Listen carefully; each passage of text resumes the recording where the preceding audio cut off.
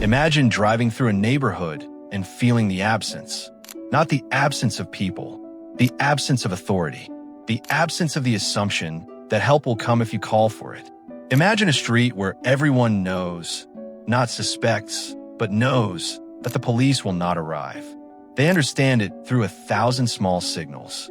The delayed response times, the patrol cars that never come. The understanding passed silently between residents that this block operates on different rules. Imagine being a police officer and feeling that same understanding. That certain neighborhoods are not yours to protect anymore. That you drive past them, not into them. That somewhere along the way, not in a memo, not in a meeting, but through the simple accumulated weight of decisions made in rooms you were not in, you accepted that some streets are no longer your responsibility. These are not dangerous neighborhoods because crime happened there. These are dangerous neighborhoods because protection withdrew. Here is what that withdrawal looks like and what it cost the people left behind. Number 8.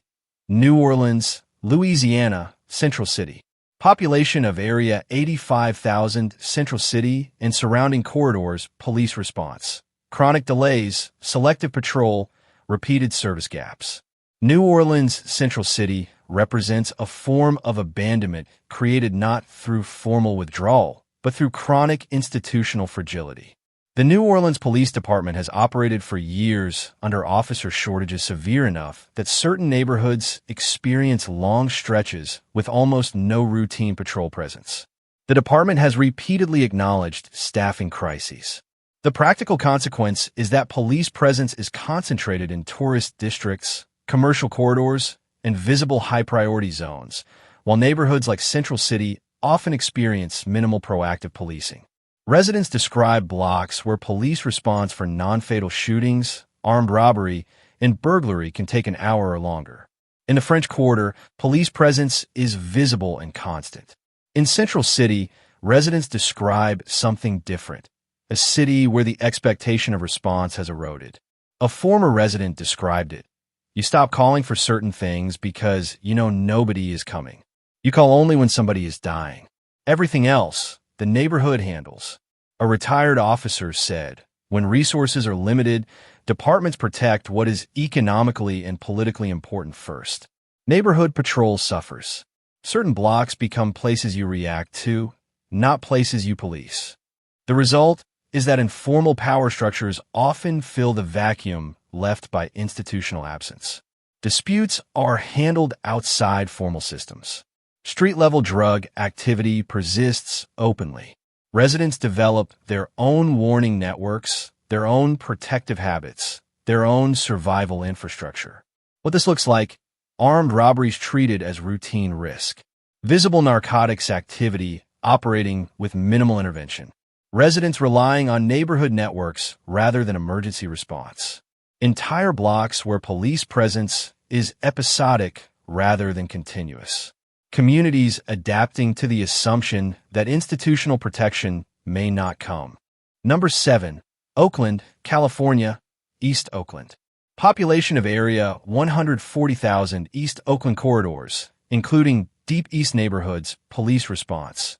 Selective deployment, long delays, de facto patrol gaps. East Oakland represents a different version of withdrawal. Not the absence of police on paper, but the failure of patrol to translate into actual protection. The Oakland Police Department has operated under chronic staffing strain for years. The response has often been strategic concentration of officers in areas considered manageable, while some neighborhoods in East Oakland experience delayed response times and limited routine patrol. Residents in some corridors describe calling police for gunfire and receiving no immediate response. Vehicle theft, armed robbery, and burglary often go uninvestigated. The pattern is not total absence. It is something more ambiguous and, for residents, often more corrosive, the appearance that police exist but not for them. A community organizer described it. You see police pass through, but passing through is not policing. Protection means presence, and presence is what disappeared. A former officer said, departments triage. When resources shrink, some neighborhoods absorb the cost. That is the reality nobody says publicly. The effect is that East Oakland has developed parallel systems of adaptation. Residents use informal neighborhood alerts instead of relying on police response. Businesses hire private security. Families structure daily life around avoiding certain corridors after dark. Violence statistics and clearance rates have reinforced the perception that some crimes simply do not receive meaningful institutional attention. In neighborhoods where response is delayed and investigation limited, the message residents absorb is simple. Security is largely self-managed. What this looks like: carjackings treated as expected risk. Open street-level criminal activity operating in plain view. Residents depending on private or informal protection. Police arriving after incidents rather than preventing them. Neighborhoods functioning with the understanding that state protection is conditional, delayed, or absent. Number 6, East St. Louis, Illinois. Population 26,000 across the Mississippi River from St. Louis Police Department budget. Chronically underfunded. Response times frequently exceed 45 minutes. East St. Louis is a city that the police have abandoned not through explicit policy, but through the accumulated impossibility of trying to police a place with no resources. The city has a police force of approximately 60 officers serving 26,000 residents. St. Louis, directly across the river, has 350 officers for 300,000 residents. The mathematics tell you everything about the priority differential. East St. Louis is not a priority. It is managed through absence. Certain corridors, the Emerson Park neighborhood, specific blocks along Illinois Avenue, have effectively no police presence. Not because they are forbidden, but because the department simply does not have capacity. The result is that these streets operate on their own rules. Drug distribution is visible. Theft is routine. Violence is answered with community response rather than institutional response. A former police chief described the situation plainly. We do not have the resources to police this city. We chose to focus resources on blocks where we could actually have an impact. The other blocks became someone else's problem, and there is no someone else. The data is stark. Response times in East St. Louis average 45 minutes to 2 hours. In St. Louis proper, average response time is 8 minutes. The message of that disparity is clear. This city is not prioritized. This city is managed through withdrawal. A resident of an abandoned corridor described it. Police do not come here. Not because they cannot, because they decided not to. We manage our own security. We settle our own disputes. The police are somewhere else, protecting somewhere else. What this looks like: open drug distribution on street corners. Shootings with no police response for hours. Theft as accepted economic activity. Communities organizing their own security because institutional security abandoned them. Number 5, Baltimore, Maryland, Western District. Population of District 170,000 Eastern Baltimore neighborhoods, primarily Sandtown, Winchester, and Gwynn Oak police response. Highly selective, with de facto abandonment of certain blocks. Baltimore's Western District covers some of the most economically devastated neighborhoods in the city. The police department operates in these areas with what can only be described as strategic withdrawal. After the 2015 unrest following Freddie Gray's death, the Baltimore Police Department pulled back from aggressive enforcement in certain neighborhoods. The stated reason was community relations.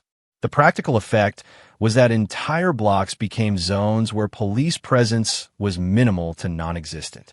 A Baltimore Sun investigation in 2016 documented that police response times in Western District neighborhoods exceeded 1 hour on average. In downtown Baltimore, response times were under 10 minutes. The disparity was not accidental. It was policy. Certain streets in Sandtown, Winchester have effectively zero police presence. The corners operate openly. Drug transactions happen in daylight. The assumption among residents is that police will not arrive. That assumption is based on years of evidence. A community organizer described it. The police decided they were not going to police this neighborhood aggressively. So the neighborhood polices itself. But the neighborhood has no authority, no resources, just survival mechanisms. A police officer working the Western District said, "We cannot be everywhere. We focus on homicides. Property crimes go unsolved. Theft goes unchecked. We are not abandoning these blocks. We are triaging, and these blocks lost the triage." What this looks like: open-air drug markets operating for years without intervention. Car theft as routine criminal activity. Robbery as expected outcome of walking certain streets at night. Police presence visible primarily at crime scenes, not during ongoing criminal activity. Number 4. Memphis, Tennessee, South Memphis.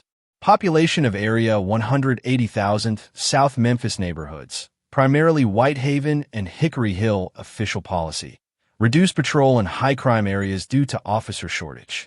South Memphis represents an almost explicit acknowledgement that certain neighborhoods will not be patrolled at the same intensity as others. The Memphis Police Department has experienced chronic understaffing.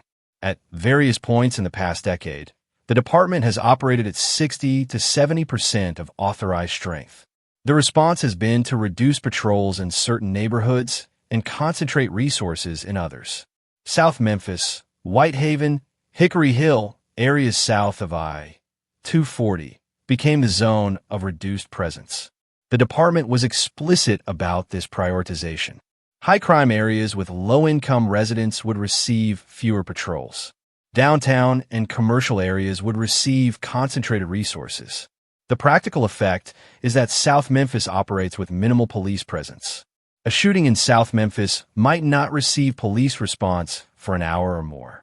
A report of shots fired in downtown Memphis receives response within minutes. A Memphis resident described it: "The police are not here.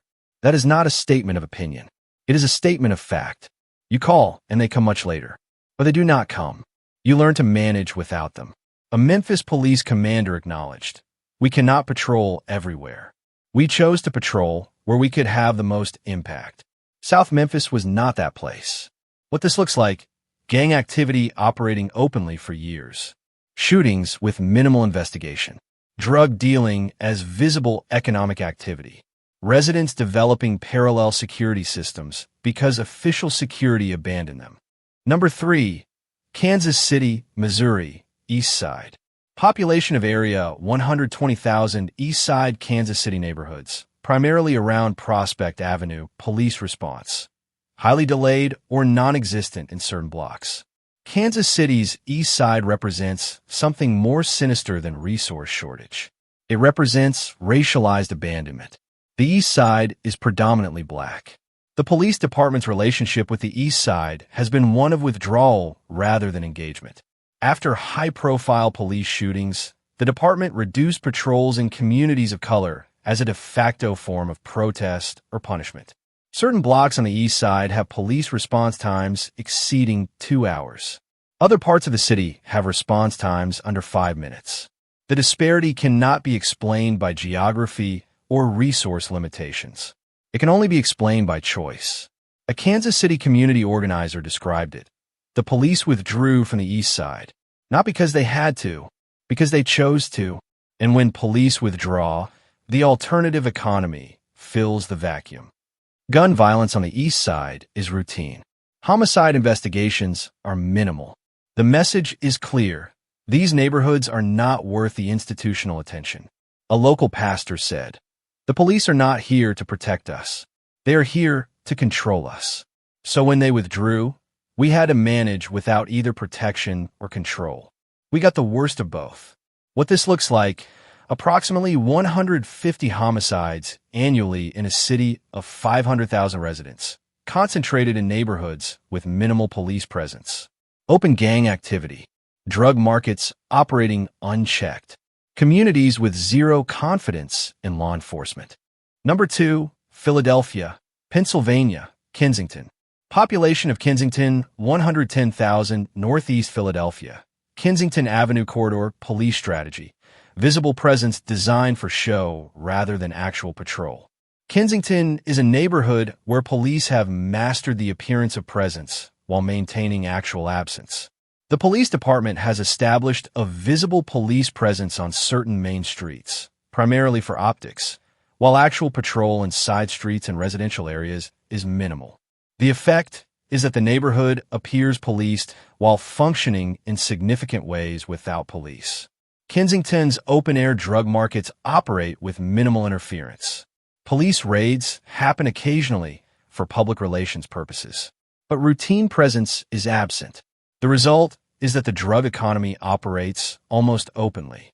A Philadelphia police officer working Kensington described it. "We show up. We are visible on the main street. We create the impression of presence. But actual policing, walking the neighborhoods, preventing crime before it happens, that does not happen here. We do not have the resources or the will." A Kensington resident said, "The police are here, but not here. You see them sometimes, but they are not preventing anything. They are responding to bodies. We manage ourselves." The statistics tell the story.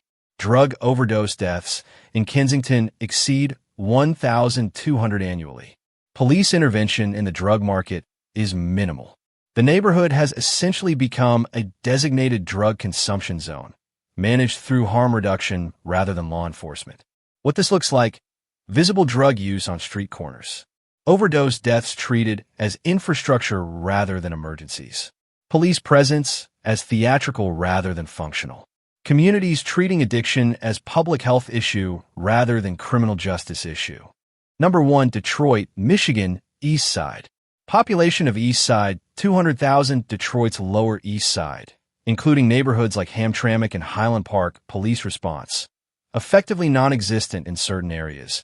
Average response time exceeds 60 minutes. Detroit's East Side represents the most extreme version of police abandonment in America. The city has experienced such severe population loss and budget collapse that large sections of the city operate without any meaningful police presence. The East Side, where population has dropped 70% since 1950, is a zone where police simply do not patrol. Certain blocks in Detroit have not seen a police officer in months. Not years, months. The police department has admitted that there are neighborhoods where they cannot provide service. The official language is "we do not have capacity." The practical language is that neighborhood is abandoned. A Detroit police commander said, "We cannot police everywhere. We do not have the resources. We focus on the downtown corridor and some residential neighborhoods. Large sections of the city operate without police presence. That is the reality. The consequence is that the East Side operates under rules other than state law. Disputes are settled outside the legal system. Property crime is routine and unchallenged. The formal legal system has effectively retreated from large geographic areas of the city." A Detroit resident described it. "There is no police here. There have not been police here for a long time. We manage. We do what we have to do. The city decided we were not worth protecting." Crimes in certain Detroit neighborhoods receive police reports, but no investigation. Homicides go unsolved for years. The police presence is so minimal that residents have stopped expecting response. What this looks like: entire neighborhoods where crime is routine because institutional response is absent. Abandoned buildings used for drug distribution with no law enforcement intervention. Communities operating under customary law because state law has withdrawn. Multiple shootings in a single night with minimal police response. A city that has functionally admitted it cannot police itself. 8 American cities and neighborhoods point 8 different versions of the same systemic failure. In East St. Louis, it is resource limitation. In Baltimore, it is strategic withdrawal. In Memphis, it is explicit triaging. In Kansas City, it is racialized abandonment. In Philadelphia, it is the performance of presence while maintaining absence. In Detroit, it is complete institutional collapse. But all 8 share something essential: the acknowledgement that police will not patrol certain streets. Not because those streets do not exist, not because they're not part of the city, but because law enforcement has decided, through policy or through silence, that those streets are not worth protecting. The consequence is that these streets operate under alternative rules. Drug distribution becomes visible. Violence becomes routine. Community security becomes the only security available. The absence of state authority creates a vacuum that alternative power structures fill. What ties these places together is not crime. It is the institutional abandonment that crime then reflects. The police do not leave because an area is dangerous. The area becomes dangerous because the police have left. When a city tells you, through resource allocation and response time disparities and explicit policy, that certain neighborhoods are not worth protecting, it has made a decision about who belongs and who does not, who is worth institutional care and who is expendable. These 8 neighborhoods are living with that decision every single day. In the absence of police protection, they have learned to protect themselves. In the absence of institutional care, they have learned to care for themselves. In the absence of law enforcement, they have developed alternative systems of order. The streets where police refuse to patrol are not the failure of community. They're the failure of the state to acknowledge that all neighborhoods deserve basic institutional presence. When the police abandon a street, the street does not disappear. It just learns to function without them.